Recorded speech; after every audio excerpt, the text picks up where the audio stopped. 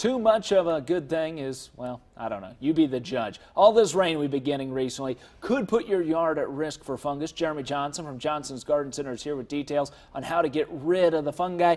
You know, it's great to have the rain, but at a certain point, it causes some problems, and you guys are starting to see that. We're starting to see it, and this isn't really a new thing. I mean, it kind of happens this time of year, most every year. You know, we get the fungus is really naturally occurring in the environment. Is it more prevalent in wet years than dry years? It can be, because of the wet and the humidity and the temperatures cause more fungus to spread. So we're seeing more fungus just kind of starting to get going. You know, we were talking earlier, the nighttime temperatures above 70 degrees is kind of our cutoff, or that's when the magic number of the fungus really starting to expand happens. Gotcha. Okay, so what are we looking at?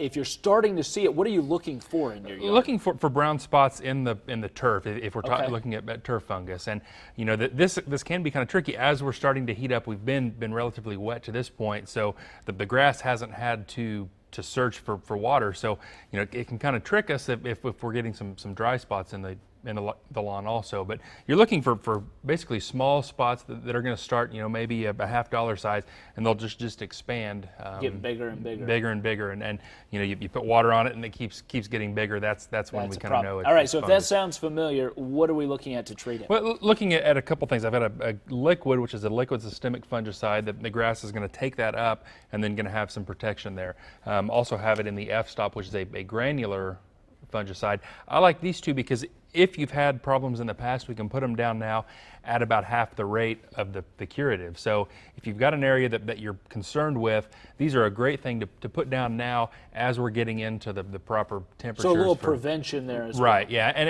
it's going to go twice as far. All right, so what do we have here? Well, here we've got more, this is the broad spectrum fungicide. This is a great one for our tomatoes as they're starting to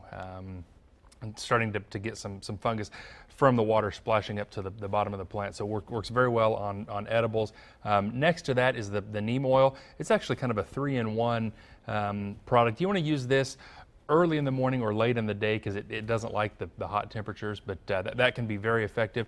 And then the triple action, similar active ingredient. These are both very good if you've got ornamental plants that you get the powdery on the leaves, the powdery mildew.